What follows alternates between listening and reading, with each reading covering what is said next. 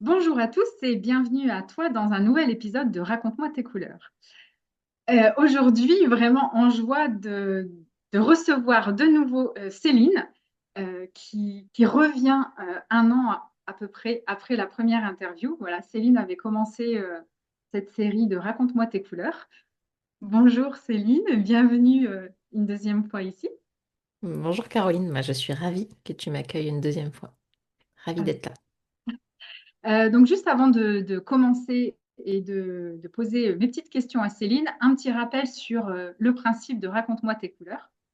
Donc c'est une série d'interviews pendant laquelle je donne la parole à des personnes ordinaires, comme toi et moi, qui un jour ont pris des décisions, des chemins qui pouvaient paraître surprenants ou extraordinaires, malgré toutes les peurs que ça pouvait engendrer. Et si elles sont allées dans ce chemin-là, c'était vraiment pour répondre à, comme un appel viscéral, moi ce que j'appelle aussi l'appel d'âme, voilà, prendre le chemin et la voie de son âme.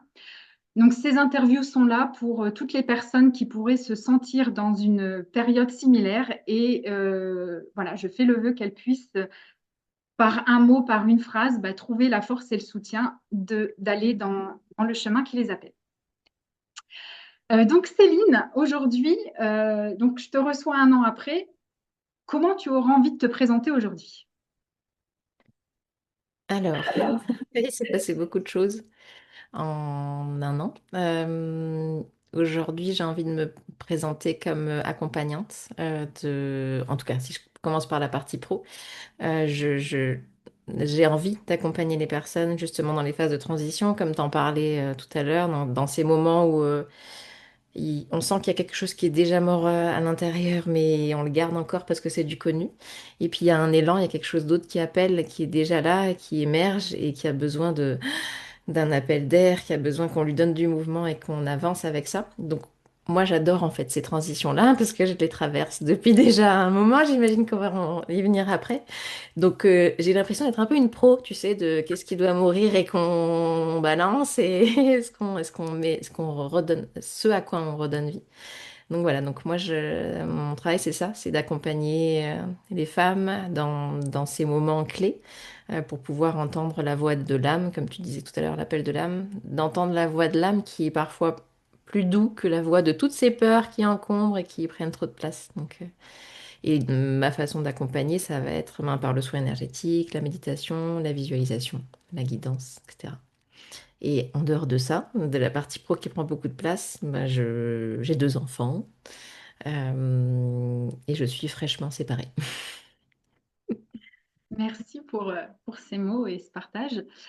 Du coup, ma première question, ça va être de te demander qu'est-ce qui fait que tu m'as dit, tu m'as demandé de refaire voilà, une version numéro 2 de l'interview un an après. Mm. Alors, l'année dernière, en août, quand tu m'as interrogée, il y avait cette idée de l'appel de l'âme. Et pour moi, jusqu'à ce moment-là, il avait été fait sur la partie pro, parce que j'ai eu plusieurs vies professionnelles, à chaque fois guidée par la quête de sens, enfin, ce qui est appelé à l'intérieur. Donc, cette interview, elle était vraiment purement orientée pro. Donc, c'était presque facile pour moi de parler de ce sujet-là. Mais pendant que je te parlais de tout ça, je traversais une crise personnelle importante.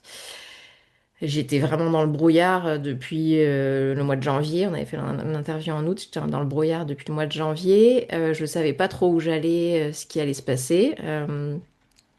Et grâce à cette interview qu'on a fait ensemble, comme tu m'as posé des questions très pertinentes, comme à chaque fois, tu m'as forcé quelque part avec toute ta douceur, hein, mais en tout cas, ça m'a obligé à mettre des mots sur ce que j'avais traversé sur la partie professionnelle, sur qu'est-ce qui m'avait poussé à sortir de ces endroits où j'étais plus à ma place, qu'est-ce que j'avais ressenti à chaque fois et qui m'obligeait à partir. Et en mettant tout ça en lumière, il y a eu une espèce de coup de projecteur sur ma vie perso en mode wow, Céline, en fait, ce que tu vis là maintenant, là, ben, c'est ce que tu as vécu dans le pro. T'es plus à ta place. T'es plus à ta place là dans ta vie telle qu'elle est maintenant. Et donc, je me rappelle clairement de ce moment-là, quand c'est arrivé, ça m'a fait fou. J'étais en train de te parler, j'ai fait, ok, on va continuer l'interview, comme si tout était normal. Et puis, on va finir et puis on va laisser les choses se poser. Donc, clairement, c'est cette interview qui a été un déclencheur énorme. Et aujourd'hui, un an après, ben, je suis séparée, j'ai déménagé. Et je me suis dit, enfin, il faut que j'en parle, enfin, il faut que que j'aille expliquer en fait que ce qui s'est passé sur la partie professionnelle, ben, finalement, voilà, je l'ai vécu dans ma sphère intime aussi. Merci de ta confiance, du coup, dans, dans ce que tu vas, enfin, dans ce que tu vis dans tous tes domaines, du coup. Puis effectivement, comme tu le disais, ça peut être plus facile de parler du professionnel que du perso. Donc finalement, en fait, de ta propre interview, ça t'a permis de vraiment accéder à quelque chose qui était là, mais sans forcément prendre le temps d'aller le regarder. Exactement. Bah, c'était là. Ça m'a amené un éclairage. En fait, ça m'a permis d'avoir un éclairage sur le brouillard que je traversais. Tu vois, c'est comme si ça faisait des mois que je comprenais pas pourquoi j'étais tellement mal et je comprenais pas vraiment. C'est la période de ma vie où j'étais le plus mal. Enfin, sans vraiment comprendre, même si bien sûr je comprenais, je voyais bien ce qui se jouait, mais grâce à tes questions, ça m'a vraiment mis en lumière de, ben, si t'es pas bien, c'est juste que, enfin, si il y a ce mal-être qui est là, c'est parce que t'es plus bien à cet endroit-là. Et c'est ça, en fait, tu vois, qui a été mis en lumière ce jour-là, c'est t'es plus à ta place ici. Accepte-le. Tu vois, c'était comme si on me mettait face à moi en disant, bah oui, non, là, Tu peux je suis plus. obligée d'ouvrir les yeux. Ok. Et du coup, tu parles, voilà, tu as parlé de brouillard, pas bien, mal-être. Est-ce que tu aurais comme des exemples, des manifestations concrètes, tu vois, de ce mal-être et de ce brouillard, tu vois, pour avoir un petit peu les personnes qui potentiellement vivent ça, tu vois, mettre Mm, des mots et se dire, ah bah oui, effectivement, c'est ce que je suis en train de vivre ou pas. mm. Bah oui, clairement, je peux. Bah, déjà, je ne dormais plus la nuit. J'arrivais plus à dormir.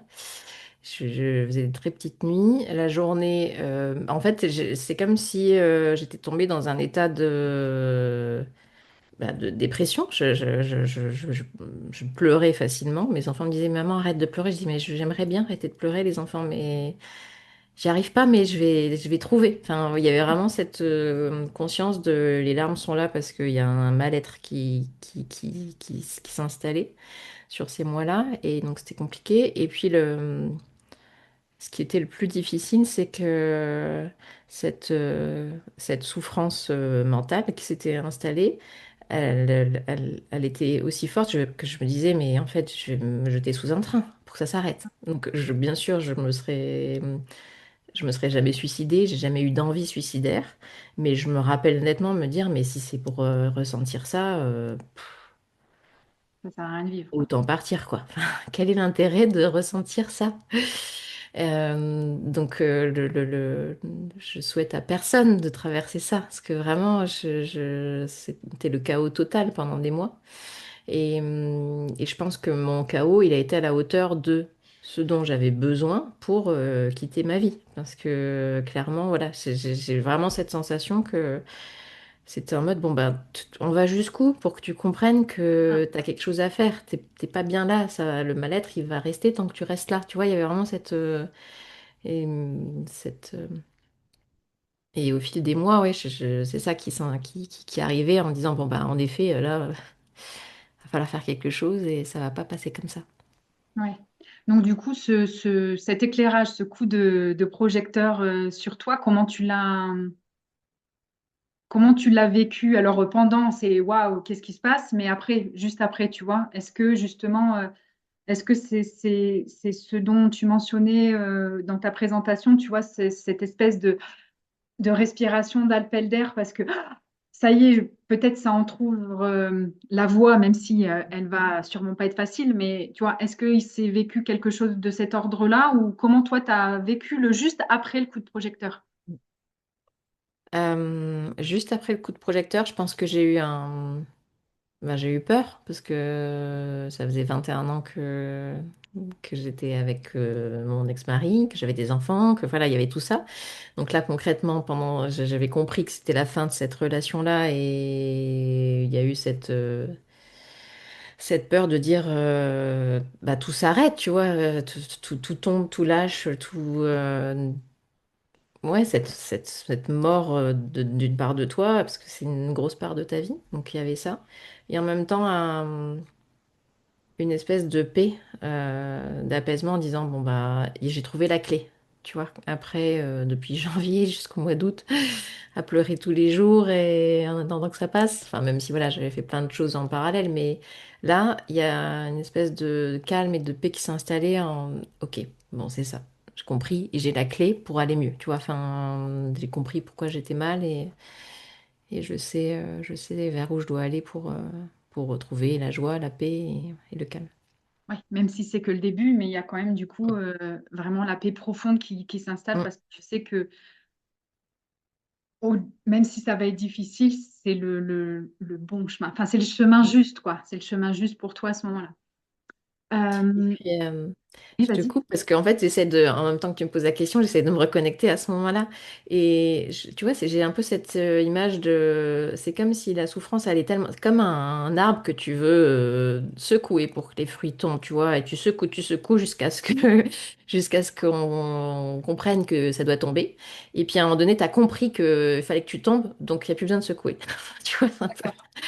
Ok. ça se Donc, du calme. coup, niveau souffrance, ça a diminué alors. Bah oui, clairement. Enfin, le signal avait. Enfin, j'avais compris le signal, donc Ouais. ça pouvait Oui, s'apaiser. c'est ça, d'accord. Euh, il y a tout à l'heure, tu as dit Ah oui, ça y est, j'ai retrouvé. Tu as dit, tu avais essayé plein de choses. Mm. Est-ce que tu te rappelles qu'est-ce que tu avais essayé, entre guillemets, pour aller mieux ou pour trouver ce qui se passait? Que je pense que tu n'es pas la seule à essayer plein de choses quand on va pas bien. Oui, oui, oui. Ben, écoute, oui, c'est mon travail, donc oui, j'ai fait des soins énergétiques, des méditations, des visualisations. En juin, j'ai décidé de voir quelqu'un, de me faire accompagner par une psychologue, qui a aussi permis de révéler ce qu'il y avait. Donc ça m'a beaucoup aidé. Et quand je dis que ça servait à rien, ce qui servait à rien, c'est en fait ah, j'arrive plus à parler. C'est plus compliqué quand on parle de sujets plus intimes. En fait, ce que j'ai compris par rapport enfin, sur cette période, c'est que si tu dois partir d'un endroit, si t'es plus à ta place, t'auras beau faire 50 méditations par jour, aller voir, prendre des cachets. Enfin, tu vois, en fait, tu peux utiliser toutes les techniques que tu veux avec l'espoir de rester là où tu es censé rester. Ça marchera pas parce que Hmm, tu dois partir, tu vois. oui. Mais un Donc, c'est pansement, là où je dis j'ai ouais. essayé tout ce que voilà, tout ce que j'ai essayé de mettre en place pour sortir de ce mal-être en restant à ma place n'a pas fonctionné. Parce que le sujet, c'était tu seras pas bien tant que tu seras à cette place-là, tu vois. Donc, c'est dans le sens là. Ok. Euh, Maintenant, si je reviens, donc là, tu es, dans un moment où du coup, tu as la clé, tu entrevois le chemin. Donc, il y a du coup une paix, le mal-être qui diminue un petit peu. Et tu as parlé des peurs, quoi. Effectivement, comme tu dis, c'est 21 ans, c'est les enfants, c'est bah, la famille et tout ce regard. Qu'est-ce qui t'a soutenu le plus pour malgré tout avancer dans ton chemin, au-delà de toutes ces peurs? Tu vois, parce que j'imagine qu'il y a des moments de doute et de redescente, tu vois, donc Mm. qu'est-ce qui te permettait à chaque fois de récupérer, tu vois, la force et l'élan pour y aller? Quand tu dis pour y aller, ça veut dire pour. Bah, pour aller au bout de ta décision. Ouais. Déjà, j'ai eu la chance d'avoir ma meilleure amie à mes côtés. Pour parler, parce qu'on n'est jamais tout seul, heureusement. Enfin, en tout cas, j'ai pas traversé ça tout seul, donc j'avais la chance d'avoir ma meilleure amie à mes côtés pendant toute cette traversée. Et j'ai la chance d'avoir, je pense, la meilleure amie du monde. Enfin, il y a pas, je sais pas. Enfin, elle a cette capacité à être sans jugement. Et donc forcément, comme il n'y a pas de jugement, tu peux tout dire. Et donc du coup, tu peux te révéler. Et donc tu peux... t'as pas peur d'être jugé. Donc tu peux vraiment dire tout ce que tu as sur le cœur. Et donc elle me permettait vraiment d'avancer. Et je savais qu'elle serait toujours là. C'est un lien qui, voilà, qui était et qui est indestructible et qui m'a permis vraiment de traverser cette période-là, ça c'est clair. Euh, Après, bien sûr, il y avait voilà, la famille proche qui était aussi là, mes enfants. Enfin, je voyais que ils me regardaient toujours, voilà, pour que j'aille bien. Enfin, donc il y a tous les proches qui sont là, et aussi mon ex-mari qui était là à ce moment-là. On a toujours été clairs l'un envers l'autre, et il était très soutenant pendant toute cette période. Donc il y a tout le soutien humain, j'ai envie de dire. Et après, ce qui m'a fait avancer, ben, c'est la souffrance. Tout simplement parce que, à un moment donné, je me suis dit, j'ai pas le droit de me faire vivre ça. Mm. Donc, je me rappelle clairement être dans la voiture à un moment donné en me disant, mais je peux pas faire ça. Qu'est-ce qu'on va penser de moi? Je vais faire du mal autour de moi, etc. Et je lui ai dit, non, mais non, j'ai pas le droit de me faire souffrir comme ça. Ouais. J'arrête. Et ça a été, voilà, à ce moment-là, c'est pareil, il restera, tu vois, gravé dans ma mémoire. Et le pire pour moi, c'est de faire souffrir autour de moi. Et c'est ça qui m'a... C'est pour ça que pendant des mois, je suis restée coincée dans une situation parce que je préférais souffrir moi que de faire souffrir mes enfants, mon ex-mari, ma famille. Mais je suis arrivée à un stade où je pouvais plus, en fait, tenir cette souffrance-là. Donc, je me suis choisie. Ouais, quelque- c'est ce que j'allais dire. Je dis finalement, ta pire peur dans tout ça, c'était de faire souffrir les gens autour. Mm, Et finalement, ça t'a amené un degré plus haut ou plus profond dans l'amour de toi. mm, exactement. Ça a vraiment été une traversée pour se remettre au centre. Mm. Euh, jusqu'où on est prêt à aller pour soi, quoi. Tu vois, jusqu'où... Et vraiment, pour moi, ça a été à quel moment tu t'arrêtes de te faire souffrir pour éviter de faire souffrir les autres. Mm. Et qu'est-ce que tu pourrais dire du coup, voilà, au regard de cette traversée et de ton expérience, à quelqu'un qui pourrait avoir l'impression que c'est un chemin égoïste de se remettre au centre et de se choisir? Hum, Parce que, en fait, ce que je pourrais dire, bah, déjà, je parlais de mes enfants. Moi, c'était vraiment ça. Je voulais pas faire vivre la souffrance à mes enfants, donc ça a été le point le plus délicat pour moi. Mais quand je vois là maintenant à quel point ils sont mieux que l'année dernière, je me dis que nos enfants nous suivent quoi qu'on fasse et ce qu'ils veulent c'est nous voir heureux. Ils veulent pas voir une maman qui pleure quoi. Donc je voyais bien l'année dernière qu'il y avait ces peurs et qu'ils venaient m'en parler et qu'il y avait vraiment ce regard qui scrutait toujours comment elle va, est-ce qu'elle va bien, est-ce qu'elle va pas bien. Et là, maintenant, c'est beaucoup plus léger. Enfin, je sens qu'ils Ouais. sont plus heureux maintenant, alors que bien sûr, je sais que c'est compliqué pour eux. On leur demande beaucoup. Hein, je remets pas tout ça en question. C'est un vrai choc, c'est un vrai traumatisme pour eux, ça c'est clair. Et voilà, j'en suis bien consciente. Mais la priorité pour un enfant, c'est de voir ses parents bien. Oui, Et ils sont vraiment, plus voilà, dans cette hyper-vigilance c'est ça. de dire est-ce que papa, maman, enfin là, maman va bien, du coup, peuvent peut-être plus retrouver leur rythme et on va dire, leur préoccupation d'enfant.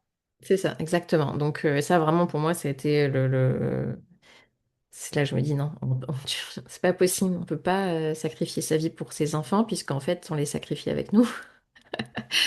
Faut arrêter de croire que Non, nos enfants, ils ont besoin de voir des adultes heureux parce qu'on leur montre que être adulte, on peut être adulte et heureux. Enfin, quelle image on montre à nos enfants si on dit waouh, c'est trop bien, vas-y, tu seras bientôt un adulte, hein. Vas-y, on pleure tous les jours, c'est génial, vas-y, grandis, grandis. Bah non, en fait. Non, c'est notre responsabilité de montrer que c'est génial d'être un adulte. Et moi, bah, il m'a fallu des mois pour l'accepter.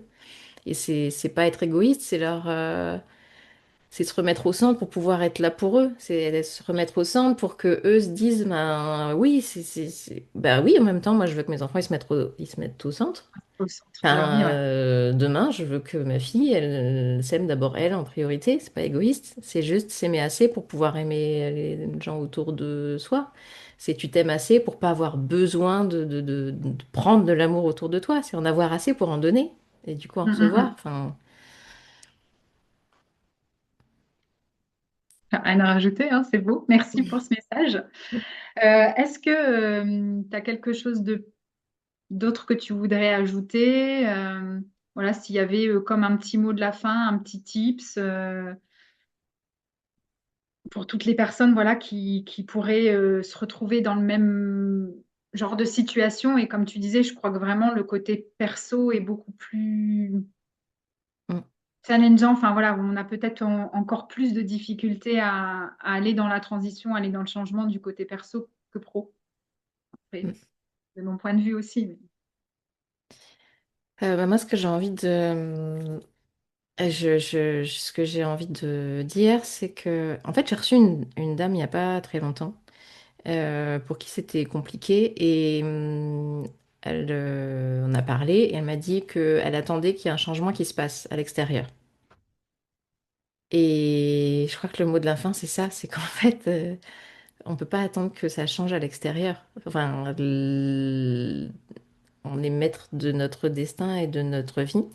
Et quand il y a de la souffrance qui est là, la souffrance, elle est juste là pour donner un signal. Enfin, c'est juste des émotions exacerbées c'est un corps qui crie, une âme qui crie, c'est un cœur qui a mal. Enfin, il y a quelque chose en tout cas qui est là et qui dit ça marche plus comme ça. Donc, soit on arrive à faire un travail, à accepter et tant mieux, tu vois, si on arrive à sortir de cette souffrance en restant au même endroit. Soit on arrive à changer les choses ou à faire changer les autres, mais je pense que pour faire changer les autres, il faut d'abord se changer soi. Ça va pas venir tout seul, hein. Faut attendre longtemps, mais voilà. Soit à un moment donné, ben, peut-être que la clé, c'est oui, de se choisir et de partir, quel que ce soit pro, perso. Enfin voilà, je veux pas être, je veux surtout pas être la personne qui casse des choses. Moi, mon message, c'est s'il y a de la souffrance, il y a un sujet, en fait. S'il y a de Oui, la et puis il souffrance, y a il y a un quelque chose sujet. à changer. Voilà, quel est le Pas sujet? forcément tout faire casser, mais en tout cas, il y a quelque chose à aller regarder et à modifier, quoi. C'est ça. Et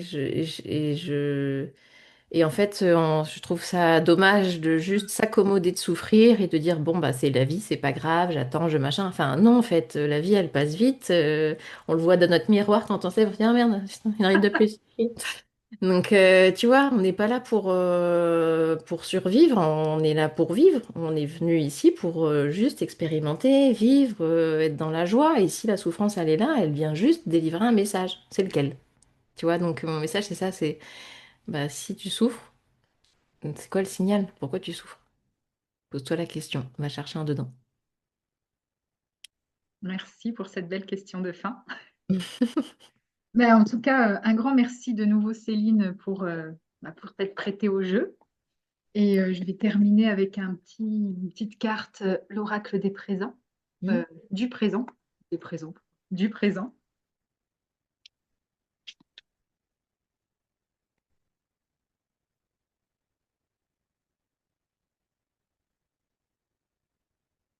Si elle veut bien tomber. Ah bah, la paix. Rien. Bah, tu vois, la souffrance et la paix. Enfin, pour moi, tu vois, il y a... Qu'est-ce qu'on choisit, quoi? Ouais, qu'est-ce qu'on choisit? Quel chemin je choisis, quoi? Après, effectivement, la paix n'enlève pas les peurs, les doutes, l'inconfort, mais Ah bah bien sûr, c'est clair. Je vais pas dire que je suis arrivée, que c'est fini, c'est bon, ça y est. On sait toutes les deux comment ça fonctionne. Mais après, voilà. En effet, il y a des situations où qu'est-ce que tu choisis? super. Bah écoute, merci, merci à toi pour ce témoignage. Et puis ben j'espère que il pourra aider, donner la force à au moins une personne de faire le changement qu'elle sent profondément en elle et n'ose pas faire. Merci. Merci beaucoup, Caroline. À bientôt. À bientôt.